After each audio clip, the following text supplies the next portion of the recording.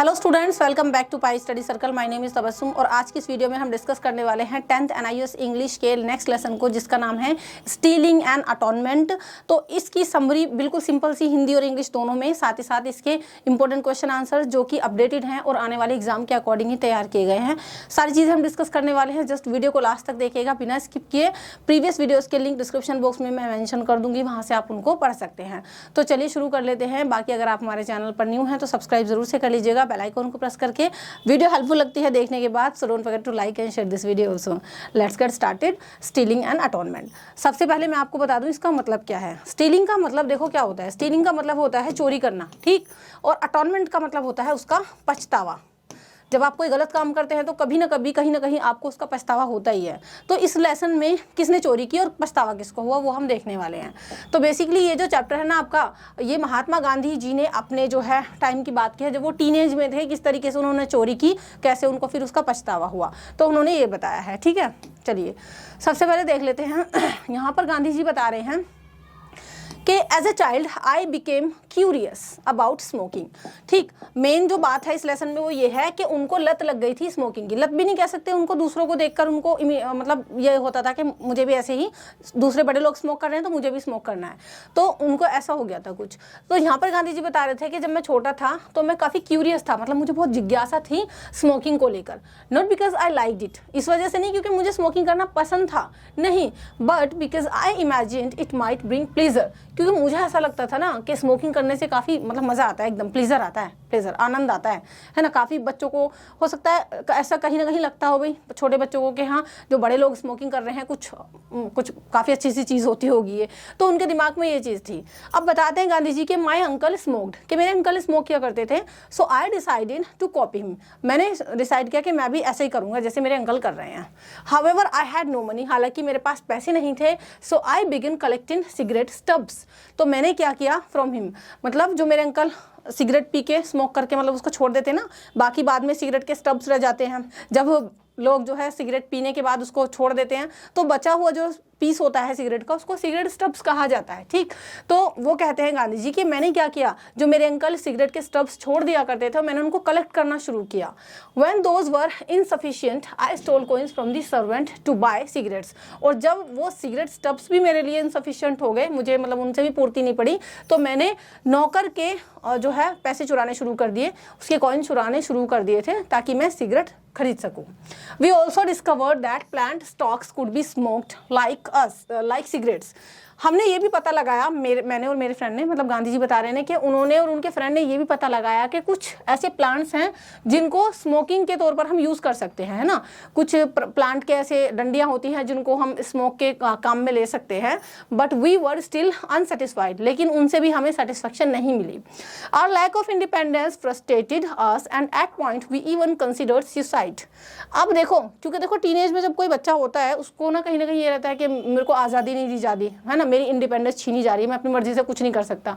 तो ऐसे ही गांधी जी थे, वो कहते हैं कि हमारी जो लैक ऑफ इंडिपेंडेंस थी, मतलब हमें ये कहीं ना कहीं लग रहा था कि हमसे हमारी आज़ादी छीनी जा रही है, ना हमारे पास पैसे हैं, ना हमें सिगरेट पीने की फुल फ्रीडम है। ठीक, तो वो कहते हैं कि हमारी लैक ऑफ इंडिपेंडेंस की वजह से हम काफ़ी फ्रस्ट्रेटेड हो गए और एक ऐसा पॉइंट आ गया कि हमने सोचा कि हम सुसाइड कर लेंगे, इतना तक इन्होंने सोच लिया था। We heard that धतूरा seeds were poisonous, so we went to the jungle to find them. हमने सुना कि भी सुसाइड का अब हम जो है क्या तरीका अपनाएं, कैसे सुसाइड करें हम लोग, तो हमने पता लगाया कि जो धतूरा सीड होते हैं, धतूरे के बीज, वो काफ़ी जहरीले होते हैं और उनको खाकर हम लोग सुसाइड कर सकते हैं। तो इसलिए हम लोग जंगल गए ताकि हम धतूरा के बीज को ढूंढ सकें। After obtaining the seeds, we went to a temple, swallowed a few, but lost our courage and decided not to go through with it. अब देखो, हम जंगल गए, वहाँ से हमने धतूरा के सीड जो है ढूंढ भी लिए। उसके बाद हम उनको खाने के लिए एक जगह ढूंढते हैं, वो थे टेम्पल के। हम मंदिर में जाते हैं और वहाँ पर हमने उनको निगल लिया, उन सीड्स को। कुछ सीड्स हमने निगले, मगर उसके बाद हमारी जो हिम्मत है ना वो जवाब देगी, हमारी हिम्मत नहीं हुई कि हम सुसाइड कर ले। ठीक है, तो इसलिए हमने सुसाइड के उसको भी छोड़ दिया, फिर एक मतलब ले लिया होगा, फिर उसको वापस कर दिया होगा मुझसे कि नहीं, हमसे नहीं खाया जा रहा। अब this experience helped us give up smoking. अब ये जो हमारा पूरा एक्सपीरियंस रहा कि भाई हमने मरने तक की ठान ली थी, सुसाइड तक की ठान ली थी, तो इसने हमारी हेल्प की कि हमें फिर स्मोकिंग से छुटकारा लेने का हमने सोचा, हमने फिर उसको गिव अप कर दिया। ठीक, अब ये हो गई इनका एक किस्सा। अब वो बताते हैं कि as I grew older guilt weighed heavily on me for stealing. लेकिन जैसे जैसे मैं बड़ा हो रहा था मुझे कहीं ना बहुत पछतावा था, मुझे काफ़ी हैवी फील होता था कि मैंने चोरी क्यों की। व्हेन आई वॉज 12, जब वो 12 साल के थे, गांधी जी बताते हैं कि जब मैं 12 साल का था, I stole coins to buy cigarettes and at 15 I took gold from my brother's armlet to clear his डेब्ट। तो बताते हैं जब मैं 12 साल का था तो मैंने सिगरेट खरीदने के लिए जो है चोरी की, पैसे चुराए। ठीक, लेकिन जब मैं 15 साल का हुआ तो मैंने इस चोरी को और थोड़ा सा अलग लेवल पर ले गया। मैंने क्या किया, अपने भाई के आमलेट से, मतलब बाजूबंद जो होता है ना, वहाँ से एक गोल्ड का टुकड़ा चुरा लिया ताकि मैं अपने कर्जे को चुका सकूँ। The guilt became unbearable and I decided to confess to my father। लेकिन ये जो गिल्ट था कि मैं लगातार चोरी कर रहा हूँ, कभी कोई चुरा रहा हूँ और अब मैंने गोल्ड चुरा लिया, तो ये गिल्ट की वजह से मुझे बहुत बुरा लग रहा था। तो मैंने फिर डिसाइड किया कि मैं क्या करूँगा, ये मुझसे मतलब सहन नहीं हो रहा था। फिर मैंने डिसाइड किया कि मैं अपने फादर के सामने कन्फेस करूँगा। दैट मीन जहाँ तक हमारी स्टीलिंग चल रही थी, गांधी जी चुरा रहे थे पैसे, फिर उसके बाद जो है गोल्ड का उन्होंने कुछ पीस चुरा लिया। अब वो कह रहे हैं कि स्टीलिंग तो हो गई लेकिन मैं बहुत ज़्यादा पछतावे में था, अब मुझे करनी थी अटॉनमेंट। अटॉनमेंट का मतलब पछतावा, जो कि आपके चैप्टर का नाम है, स्टीलिंग एंड अटॉनमेंट। चलिए अब देखते हैं वो कैसे पछतावा होता है उनको, कि भाई मैंने डिसाइड किया कि मैं कन्फेस करूंगा अपने फादर के सामने। वो बताते हैं कि I wrote a note of confession and handed it to him trembling with fear. कि मैंने कन्फेशन नोट लिखा, मतलब सामने से बोलने की मेरी हिम्मत नहीं हो रही थी, तो मैंने कन्फेशन नोट लिखा और उनको दे दिया अपने फादर को। ठीक है, लेकिन मुझे ना बहुत डर लग रहा था। My father bed ridden at the time. अब बेड रिडन का मतलब होता है जब कोई इंसान बेड रेस्ट पर होता है बीमारी की वजह से या फिर किसी और रीजन से। ठीक, तो बताते हैं कि उस टाइम पर मेरे फादर जो है वो बेड रेस्ट पर थे एक तरीके से, और उन्होंने इस नोट को पढ़ा और उनकी आंखों में उसको पढ़ के आंसू आ गए। And then tore it up, उसके बाद उन्होंने उसको फाड़ दिया। मतलब वो बहुत जो है इमोशनल हो गए मेरे father. His act of forgiveness filled me with peace and cleansed my heart. अब उनका जो एक्ट ऑफ फॉरगिवनेस था, मतलब एक तरीके से जो उन्होंने मुझे फॉरगिव कर दिया, माफ़ कर दिया, उसकी वजह से मेरा दिल बिल्कुल साफ हो गया और उसकी वजह से मुझे बड़ी शांति मिली। I realised that true repentance comes from a clean confession and a promise not to repeat the sin. वो कहते हैं कि मुझे ये बिलीव है कि जो सच्चा पछतावा होता है, रिपेंटेंस का मतलब क्या होता है, पछताना, कि जो वास्तविक पछताना होता है ना इंसान का, वो क्लियर कन्फेशन से होता है। अगर आप उस चीज़ को ना कन्फेस कर लो, है ना, उसको मान लो कि हाँ मेरे से गलती हुई है, तो वो सही मायनों में पछतावा कहा जाता है। और आप ये भी प्रॉमिस करो कि आप उस गलती को, आप उस पाप को फिर से नहीं दोहराओगे। His forgiveness, deepened our bond and I vowed never to steal again। अब उन्होंने जो मुझे माफ़ किया था तो उसकी वजह से मेरा जो एक कनेक्शन था अपने फादर के साथ और ज़्यादा डीप होता चला गया, उनके साथ बॉन्ड और अच्छी हो गई और मैंने शपथ ली, मैंने कसम खाई कि मैं कभी भी आगे से चोरी नहीं करूँगा। Reflecting on this moment, I now understand that my father's response was not only an act of love but also a profound expression of ahimsa, यानी नॉन वायलेंस। अब वो कहते हैं कि आज जब मैं इस चीज़ को सोचता हूँ तो मुझे लगता है कि मेरे जो फादर ने मुझे उस टाइम पर क्या किया था, माफ़ किया था एक तरीके से। ठीक है, उन्होंने जो रिस्पॉन्स दिया था वो केवल एक उनका प्यार नहीं था कि वो प्यार करते थे मुझसे इस वजह से उन्होंने मुझे माफ़ किया, नहीं, कहीं ना कहीं उनका ये एक तरीका था, एक बहुत ही मतलब कहते हैं ना एक पावरफुल एक्सप्रेशन था अहिंसा का, है ना, कहना अहिंसा, अहिंसा का मतलब नॉन वायलेंस। तो गांधी जी अहिंसा के लिए बहुत ही जाने जाते हैं, नॉन वायलेंस के लिए तो वो कहते हैं। तो वहाँ से मुझे कहीं ना कहीं सीख मिली कि वो मुझसे प्यार करते थे इसलिए माफ़ नहीं किया, कहीं ना कहीं वो एक अहिंसा का पाठ मुझे पढ़ा गए। His forgiveness changed everything and I left a lasting impact on me। उनकी जो फॉरगिवनेस थी, उन्होंने जो मुझे माफ़ किया था, उन्होंने सब कुछ मेरी लाइफ में बदल दिया और एक बहुत ही जो है गहरी छाप मेरे ऊपर छोड़ी। A clean confession and a commitment to never repeat the mistake again are the purest forms of repentance। वो कहते हैं एक क्लीन कन्फेशन जो होता है और इस चीज़ का कमिटमेंट कि मैं इस बात को, इस गलती को फिर से नहीं दोहराऊंगा, इस मिस्टेक को फिर नहीं करूंगा, तो ये एक सच्ची जो है एक सच्चा पछतावा होता है किसी भी गलती का।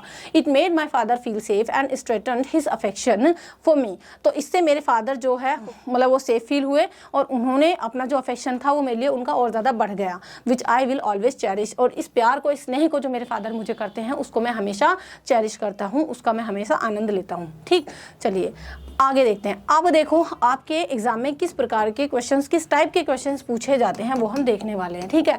तो एक आपका क्वेश्चन होता है सीन पैसेज रिलेटेड, हमने यहाँ पूरी कहानी सी पढ़ ली, समरी पढ़ ली इसकी।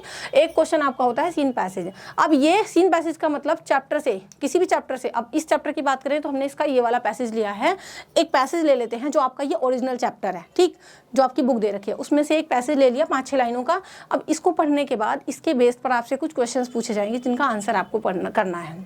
अब मान लो ये रहा, ये सीन पैसेज है इसी चैप्टर से कि जो स्टफ्स थे वो ऑलवेज अनअवेलेबल होते थे, मतलब वो सिगरेट के स्टफ्स कभी भी ऐसे नहीं मिल जाते थे और उनसे ज़्यादा स्मोक भी नहीं निकलता था, इसलिए हमने चोरी करनी शुरू कर दी सर्वेंट की पॉकेट मनी से और इंडियन सिगरेट्स खरीदने शुरू कर दिए जिनको बीड़ी वगैरह बोला जाता है। और इसी दौरान हमने ये सुना कि जो किसी प्लांट के स्टॉक्स होते हैं उनसे भी जो है स्मोक निकलता है, ठीक है, सिगरेट की तरह ही। अब हमने क्या किया कि इस तरीके की स्मोकिंग की हमें लत लग गई, मगर हम जो है सेटिस्फेक्शन से अभी भी दूर थे और हमारी जो इंडिपेंडेंस थी हमें ऐसा लग रहा था छीनी जा रही है हमसे।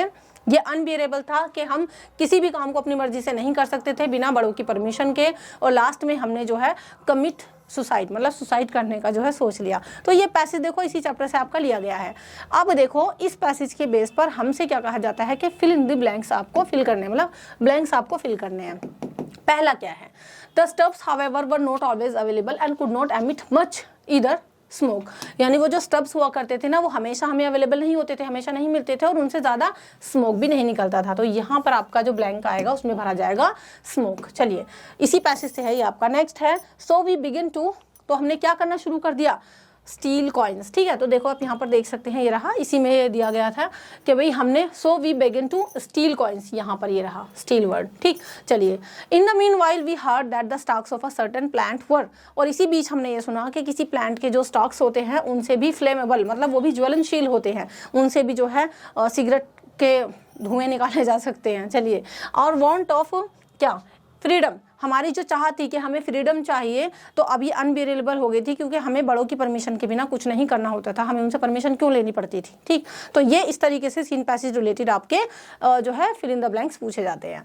अभी हम देख लेते हैं true and false based on the chapter, based on the chapter. चलिए, तो पूरे चैप्टर को पढ़ने के बाद आपसे कुछ ट्रू फॉल्स भी पूछे जाते हैं, जैसे कि पहला है कि the narrator became curious about smoking because they enjoyed it. Narrator जो है ना वो स्मोकिंग को लेके काफ़ी क्यूरियस था क्योंकि वो एंजॉय करता था इस चीज़ को, नहीं एंजॉय नहीं करता था, वो कहता है कि मुझे तो बस कॉपी करना होता था, मेरे अंकल जो है स्मोक करते थे। नेक्स्ट है narrator started copying their uncle by smoking cigarette, हाँ ये उनको कॉपी करता था, ये तो ठीक है। नरेटर मतलब गांधी जी की बात हो रही है यहाँ पे। Narrator stole coins from the servant buy cigarettes, हाँ तो वो सर्वेंट की पॉकेट से पैसे चुराया करते थे ताकि वो सिगरेट बाय कर सकें। The narrator and their friends were satisfied with the smoking plant stocks, जो नरेटर और उनके फ्रेंड थे, मतलब गांधी जी और उनके फ्रेंड, क्या वो जो स्मोक करते थे प्लांट की एक स्टॉक से क्या वो सेटिस्फाइड थे? नहीं, वो कहते हैं उससे सेटिस्फेक्शन नहीं मिला हमें। The narrator and their friends eventually went through with their suicide attempt, मतलब अचानक से बस यूं ही वो सुसाइड प्लान कर लिया उन्होंने? नहीं, यूं ही नहीं किया था, उनको लग रहा था उनकी फ्रीडम छीनी जा रही है, तो ये आपका फॉल्स है। नेक्स्ट है the narrator felt guilty for stealing at the age of 12, तो नरेटर को गिल्टी फील हुआ 12 साल की उम्र में जब उन्होंने चोरी की थी, तो ये ट्रू है। 15 ईयर्स पर नरेटर ने जो है क्या किया, अपने भाई के आमलेट से गोल्ड चोरी किया ताकि वो जो है सिगरेट्स को बाय कर सके, तो ये आपका फॉल्स है, ठीक। नेक्स्ट है the narrator confess their theft to their father in writing, तो नरेटर ने अपने फादर के सामने जो है राइटिंग में नोट ही तो लिखा था ना कन्फेस करने के लिए, तो ये आपका ट्रू है। The father reacted with anger when he read the confession, तो जो मतलब गांधी जी के फादर थे वो गुस्सा हो गए पढ़ के? नहीं, गुस्सा नहीं हुए, तो ये आपका फॉल्स है। नेक्स्ट है the narrator vowed never to steal again after their father's forgiveness, तो जब नरेटर ने देखा कि मेरे फादर ने मुझे माफ़ कर दिया है, फॉरगिव कर दिया है, तो उन्होंने कसम खाई कि आगे से वो चोरी नहीं करेंगे, तो ये आपका ट्रू है, ठीक। तो ये हम देख रहे हैं क्या, ट्रू एंड फॉल्स। अब देख लेते हैं इस चैप्टर से रिलेटेड जो आपके शॉर्ट क्वेश्चंस आते हैं एग्जाम में पूछे जाते हैं जिस टाइप के, वो हम देख लेते हैं। पहला क्वेश्चन है what did Gandhi ji and his relative take pleasure in, Gandhi ji और उनके जो रिलेटिव थे, ठीक है, यानी उनके जो फ्रेंड थे, वो किस चीज़ में प्लीजर उनको आने लगा था? तो देखो उनके रिलेटिव को और उनको प्लीजर आता था emitting clouds of smoke from their mouth, मतलब मुंह से स्मोक के धुएं निकालने में उनको मजा आता था क्योंकि उनके अंकल ऐसा ही कर रहे थे। नेक्स्ट क्वेश्चन है why did they decide to commit suicide, यानी उन्होंने सुसाइड करने का क्यों डिसाइड किया। इसलिए सुसाइड करने का डिसाइड किया क्योंकि वो जो है अपनी ज़िंदगी से परेशान हो चुके थे कि हमें कोई फ्रीडम ही नहीं मिल रही है, हम अपनी मर्जी से कुछ कर ही नहीं सकते। नेक्स्ट और लास्ट क्वेश्चन है what did Gandhi ji and his relative do together, यानी गांधी जी और उनके रिलेटिव मिलकर क्या करते थे, बताओ क्या करते थे। तो वो फंड ऑफ स्मोकिंग, मतलब उनको ना शौक लग गया था स्मोक करने का। They took pleasure in emitting clouds of smoke from their mouth, अपने मुंह से धुएं के निकालना, मतलब स्मोकिंग के उनको अच्छा लगता था ये। और वो दोनों ही, उन दोनों के पास पैसे भी नहीं होते थे, तो इसलिए वो सिगरेट के स्टब्स कलेक्ट किया करते थे जो उनके अंकल फेंक देते थे। तो उसकी वजह से उन्होंने क्या चोरी करना भी शुरू कर दिया सर्वेंट के पॉकेट से, ताकि वो इंडियन सिगरेट्स परचेज कर सकें। तो यहाँ पर मैंने इस पूरे चैप्टर को आपके सामने एक्सप्लेन किया है, साथ ही साथ कैसे कैसे क्वेश्चंस एग्जाम में पूछे जाएंगे वो सारी चीज़ें हम देख चुके हैं। सो वीडियो को लास्ट तक देखने के लिए थैंक यू सो मच। अगर आपको वीडियो हेल्पफुल लगी हो, चैप्टर समझ में आया हो, so don't forget to like and share this video also. बाकी प्रीवियस चैप्टर्स के लिंक डिस्क्रिप्शन बॉक्स में मिल जाएंगे। अगर आपको इन चैप्टर्स को डिटेल में पढ़ना है, लाइन बाय लाइन एक्सप्लेनेशन जाननी है, तो उसके लिए आप मेरे दूसरे चैनल को विजिट कर सकते हो जिसका नाम है learn English by Tabassum, link description box में है। बाकी अगर आपको ये PDF चाहिए, इंपॉर्टेंट क्वेश्चन आंसर्स वगैरह चाहिए, तो हमारा टेलीग्राम है, टेलीग्राम का लिंक भी डिस्क्रिप्शन बॉक्स में है। इसके अलावा अगर आपको सॉल्व असाइनमेंट, प्रैक्टिकल या ऑनलाइन क्लासेस में एनरोल करना है, तो वो सभी चीज़ें आपको हमारे ऐप पर मिल जाती हैं। ऐप का नाम है पाई स्टडी सर्कल। सभी इंपॉर्टेंट चीज़ों के लिंक कहाँ मिलेंगे, डिस्क्रिप्शन बॉक्स में। अगर आपकी हेल्प हुई हो तो मुझे कमेंट सेक्शन में ज़रूर बताइएगा, आपके कमेंट्स में ज़रूर से पढ़ती हूँ और काफ़ी मोटिवेशन भी मिलता है, तो कमेंट सेक्शन में ज़रूर बता दीजिएगा। और कोई डाउट हो तो भी आप बता सकते हैं। बाकी अगर कोई क्वेरी हो तो हमारी टीम का नंबर आपको दिख रहा होगा, डिस्क्रिप्शन में मिल जाएगा। कोई भी डाउट हो तो आप हमारी टीम से कॉन्टैक्ट कर सकते हैं। चलिए नेक्स्ट वीडियो मिलते हैं। Till then keep studying in Pi Study. Thank you so much and good bye.